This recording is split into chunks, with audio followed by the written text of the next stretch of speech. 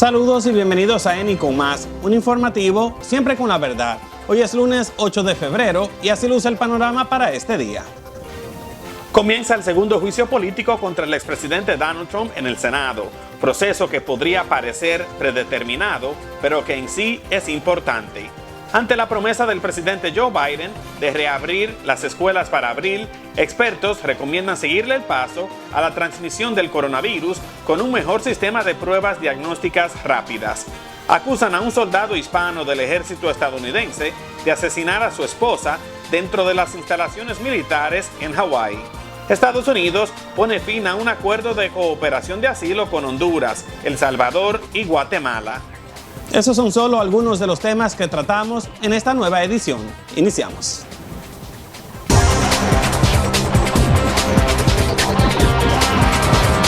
El segundo juicio político contra el expresidente Donald Trump comienza esta semana con un sentido de urgencia. Los demócratas desean procesarlo por el violento asalto al Capitolio el pasado 6 de enero, mientras que los republicanos desean dejar todo atrás lo más pronto posible. El proceso judicial en el Senado comenzará el martes, un mes después del letal motín del pasado 6 de enero. Expertos aseguran que este proceso podría ser muy distinto al primero, realizado a inicios del año pasado, ya que esta vez quedó a la vista de todo el mundo el grito del exmandatario de "peleen con furia" ante la turba que seguidamente tomó por asalto la sede del Congreso estadounidense. Aún así, se espera que el resultado sea el mismo, que el expresidente Trump sea absuelto. Senadores de ambos partidos todavía están negociando los detalles del procedimiento, como por ejemplo la duración de los argumentos iniciales, la etapa de preguntas y las subsiguientes deliberaciones. Trump rechazó el pedido de los demócratas de testificar en el juicio. Por ahora, parece que habrá muy pocos testigos y que los fiscales y los abogados de la defensa hablarán directamente a los senadores, quienes han jurado impartir justicia imparcial. Los demócratas insisten en que lo más importante no es que Trump sea hallado culpable o no, sino hacerlo responsable por sus acciones aun cuando ya no ocupa el cargo. Para ello, se prevé que harán énfasis en los muchos videos de los disturbios y los múltiples mensajes y declaraciones de Trump horas antes del violento asalto, negando su derrota en las elecciones y arengando a sus seguidores a que se nieguen a aceptarla.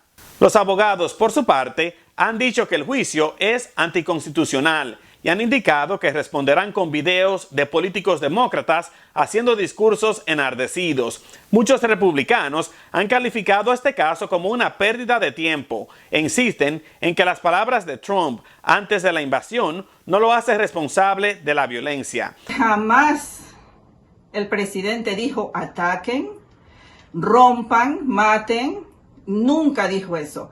Pero les voy a citar lo que según ellos es por lo que lo están juzgando. Y es que en los hechos ocurridos el 6 de enero, según dice aquí, se los voy a decir, sencillamente él lo que dijo fue actúen con furia, pero eso no significa hagan daño. Mas sin embargo, hay pruebas de que el ataque que se ve en videos fue ocasionado por los, que aquí lo tengo también, porque también eso sale por todo el grupo de izquierdista infiltrado en el Capitolio para ese día de la protesta que se había organizado en enero 6. Trump es el primer presidente sometido 2 veces a un juicio político y el único en ser procesado después de abandonar la Casa Blanca. La Cámara de Representantes esta vez aprobó un solo cargo en su contra, el de incitación a la insurrección por el violento asalto al Capitolio que dejó un saldo de 5 personas muertas, entre ellas una mujer abatida por policías dentro del complejo legislativo y un policía que fue brutalmente golpeado en la cabeza con un extinguidor de incendios. Cheney dijo que el juramento que hizo a la Constitución la obligó a votar a favor del juicio político de Trump y que no se doblega ante el partidismo ni ante la presión política. Insinuó que si estuviera en el Senado podría votar para condenar a Trump por su participación en el violento asalto al Capitolio. En una entrevista en el programa Fox News Sunday, Cheney indicó que es importante evitar que eso vuelva a ocurrir, por lo que escucharía el testimonio y la evidencia. Agregó que piensa que lo que ya sabe es suficiente para procesar al exmandatario, ya que eso constituye la violación más grave del juramento al poder por cualquier presidente en la historia del país, y no es algo que simplemente se puede ignorar, pretender que no sucedió o dejar pasar. El sábado, el Partido Republicano de Wyoming votó abrumadoramente por censurar a Cheney, acusándola de votar a favor del juicio político sin haberle realizado a Trump una audiencia formal o el debido proceso. Solo 8 de los 74 miembros del Comité Central del partido en ese estado se opusieron a la sanción en una votación que no procedió a un conteo formal. Cambiamos radicalmente de tema. Un soldado del ejército estadounidense fue acusado de asesinato luego que su esposa fue encontrada muerta en las instalaciones militares Schofield Barracks en Hawái. El especialista militar Raúl Hernández Pérez, de Florida, enfrenta cargos por la muerte de Selena Roth, de 25 años de edad. Según la cadena de noticias Hawaii News Now, Roth fue hallada muerta en un contenedor de basura el pasado 13 de enero, después de que parientes preocupados pidieron su búsqueda para cerciorarse que se encontraba bien. Roth y Hernández Pérez habían iniciado el trámite de su divorcio en octubre. El ejército indicó que aún no se ha fijado una fecha para el juicio y Hernández Pérez no respondió a una solicitud de comentarios de parte del periódico Honolulu Star Advertiser. Pasamos al importante tema de inmigración. Estados Unidos puso fin a los acuerdos de cooperación de asilo con los países del Triángulo Norte de Centroamérica, el cual firmó para que los países aceptaran a ciudadanos de otros países que habían sido deportados de los Estados Unidos. El anuncio lo hizo el secretario del Departamento de Estado de Estados Unidos, Antony Blinken, quien dijo que se notificó a los gobiernos de Honduras, Guatemala y El Salvador sobre la suspensión y el inicio del proceso para terminar los acuerdos de cooperación de asilo como los primeros pasos concretos en el camino hacia una mayor asociación y colaboración en la región trazada por el presidente Biden. En un comunicado, Blinken informó que con esta orden ejecutiva, Biden busca crear un marco regional integral y establecer un ambicioso curso de trabajo con gobiernos, socios de organizaciones internacionales no gubernamentales, sociedad civil y el sector privado para abordar las causas de la inmigración, gestionar la migración en Norte y Centroamérica y proveer procesos seguros y ordenados a solicitantes de asilo, además de construir sociedades más resilientes en toda la región. Sin embargo, Blinken aclaró que estas acciones no significan que la frontera de Estados Unidos está abierta. Agregó que el gobierno de Biden protegerá al país, resguardará las fronteras y aplicará las leyes migratorias. El primer acuerdo bilateral de cooperación en materia de asilos, conocido como Acuerdo de Tercer País Seguro, fue firmado en julio de 2019 entre el gobierno de Donald Trump y el del expresidente guatemalteco Jimmy Morales, bajo fuertes críticas de organizaciones defensoras de los derechos humanos, y bajo este tratado, de noviembre de 2019 a marzo de 2020, fueron deportados a Guatemala 579 hondureños y 360 salvadoreños, incluyendo menores de edad. Posteriormente, se firmó acuerdos similares con los gobiernos de Honduras y El Salvador, pero según el gobierno estadounidense, estos nunca se implementaron. Hacemos contacto con nuestra abogada de inmigración, Norma Potros, para que nos explique un poco más estos cambios a las leyes migratorias. Eni, hola a todos, hola a la gente de la comunidad. La razón de esta corta información es lo relacionado con el acuerdo que fue firmado en el 2019 y que la idea era que entrara en vigencia en diciembre del año pasado con los países de El Salvador, Guatemala y Honduras, que fue una propuesta del gobierno del presidente anterior.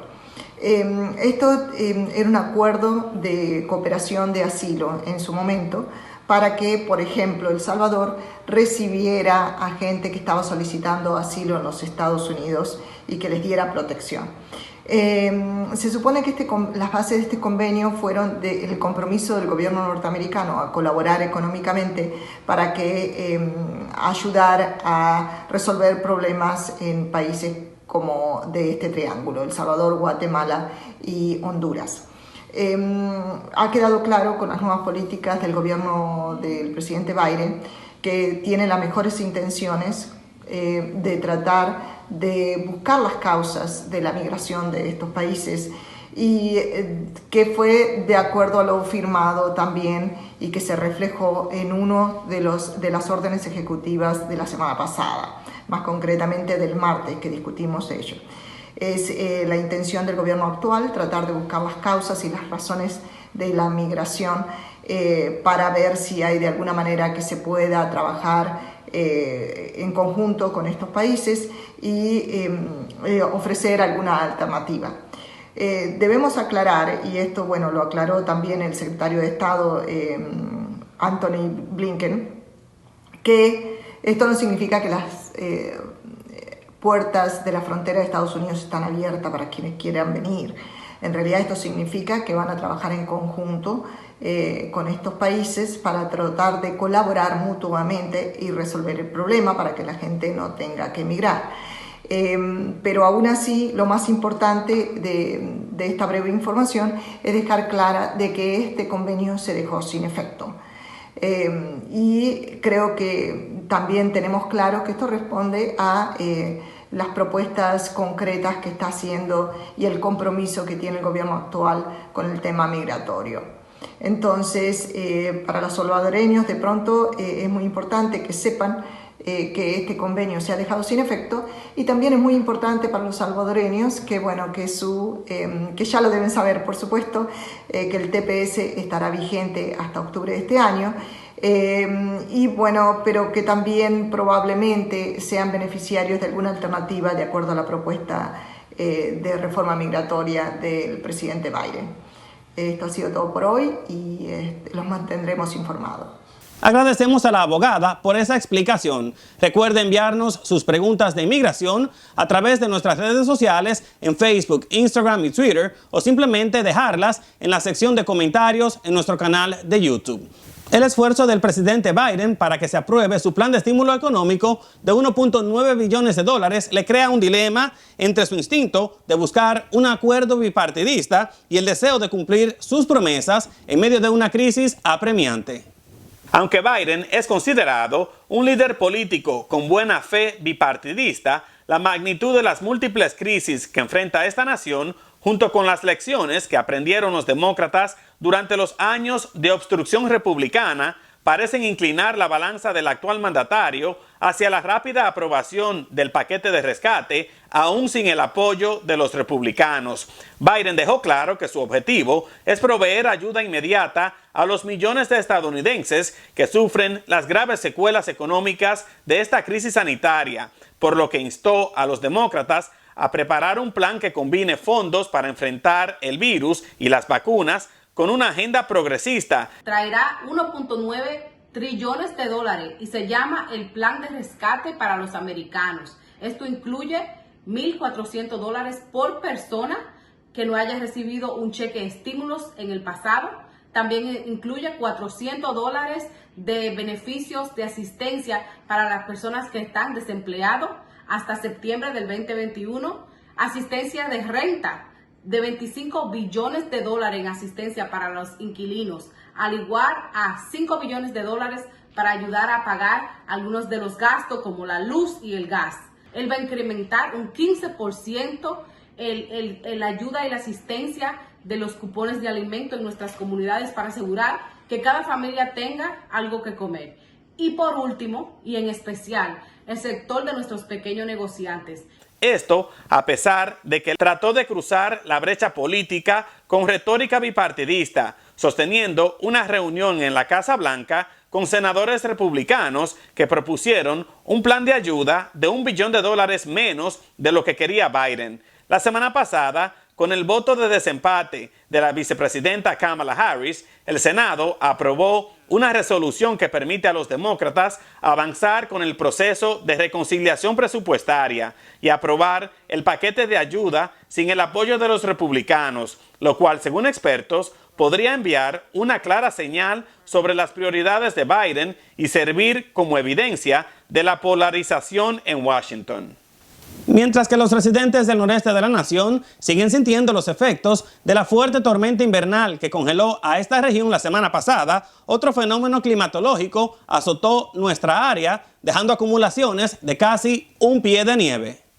El mal tiempo llegó con fuertes vientos y una sensación térmica de hasta 30 grados Fahrenheit bajo cero en el medio oeste del país, donde las autoridades recomendaron a las personas no salir de su hogar a menos que sea realmente necesario. Y aunque no paralizó los estados del noreste, en Nueva York, las autoridades anunciaron el cierre de puentes y vías peatonales. También implementaron restricciones de velocidad de 35 millas por hora en todos los puentes y los autobuses de la Autoridad Metropolitana del Transporte llevaron cadenas en los neumáticos. Los centros de vacunación contra el coronavirus siguieron abiertos, pero este lunes las clases presenciales fueron suspendidas. Y aunque dice una frase que después de la tormenta viene la calma, el centro y norte del país se prepara para otros frentes fríos que llegarán con mucha potencia esta semana. El Servicio Nacional de Meteorología advierte sobre condiciones peligrosas en las carreteras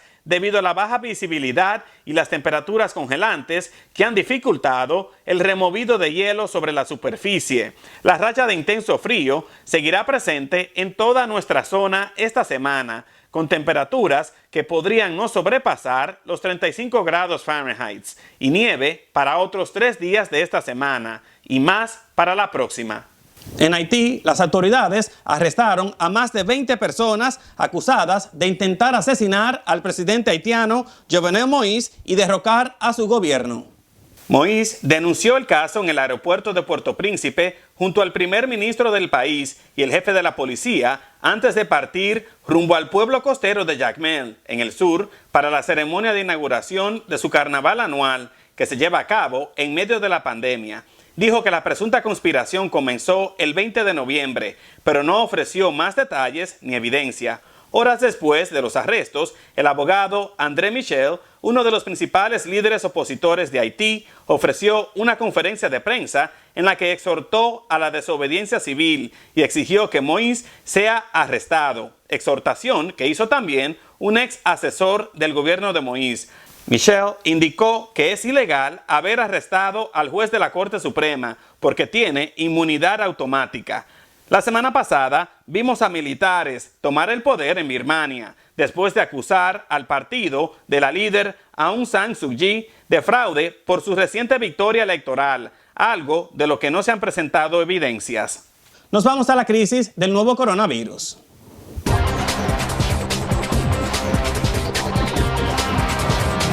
Actualmente en Estados Unidos, más de 27 millones de personas han contraído el COVID-19 y casi 465,000 han muerto por esta pandemia. Para contener este virus, el presidente Biden ha prometido actuar rápidamente con un amplio plan de vacunación.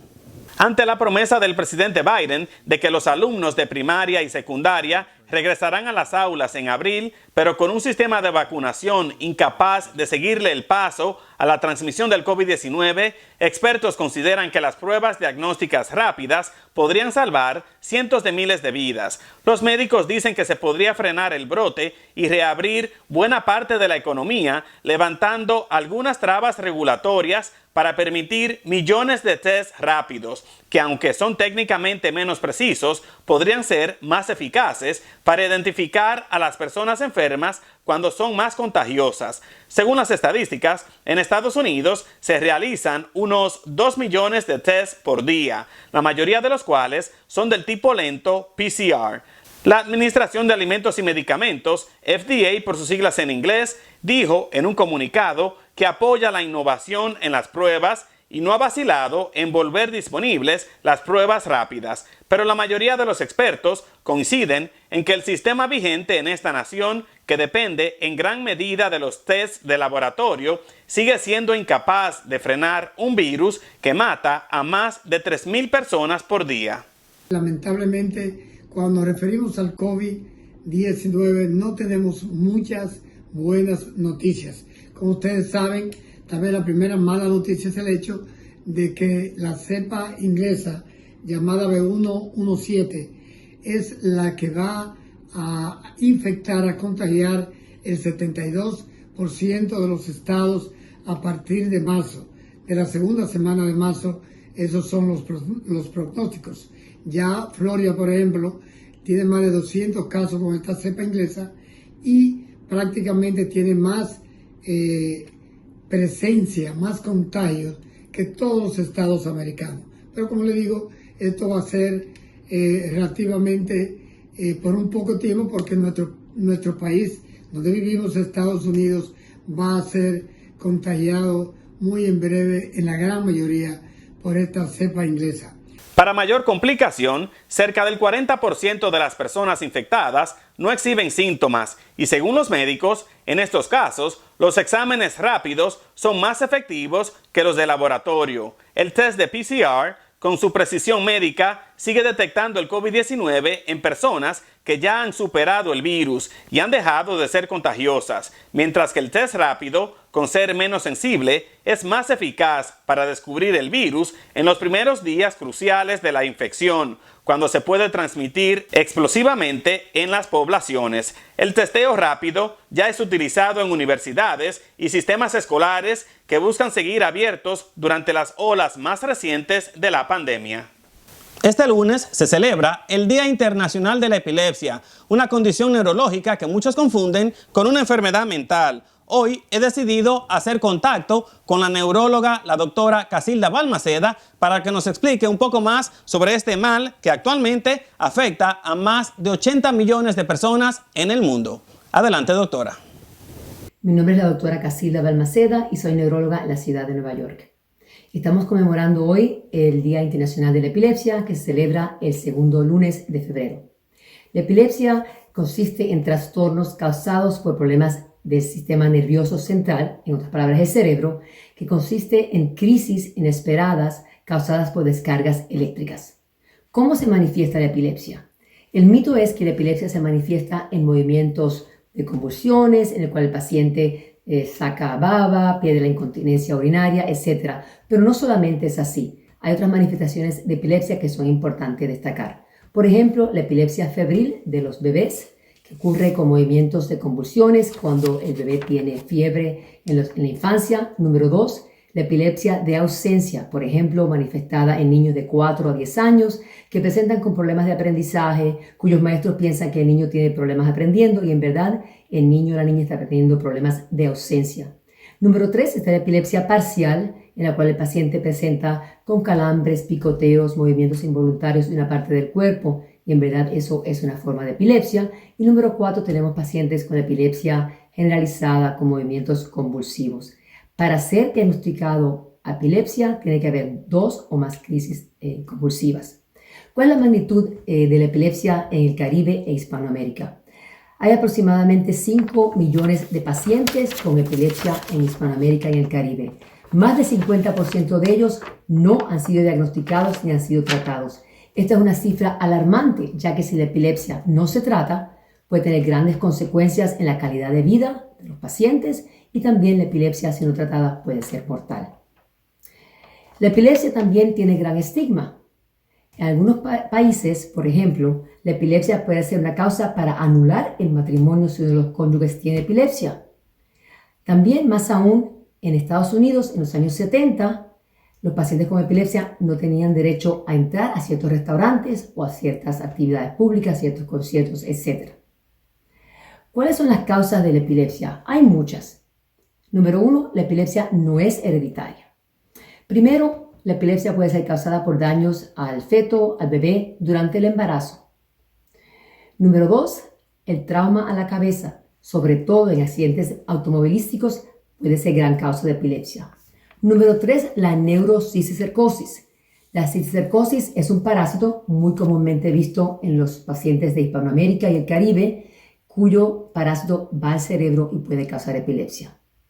Número 4, el alcohol es una gran causa de epilepsia. Y número 5, tumores y accidentes cerebrovasculares, y también podemos ver la epilepsia en pacientes con Alzheimer. ¿Cómo se diagnostica la epilepsia?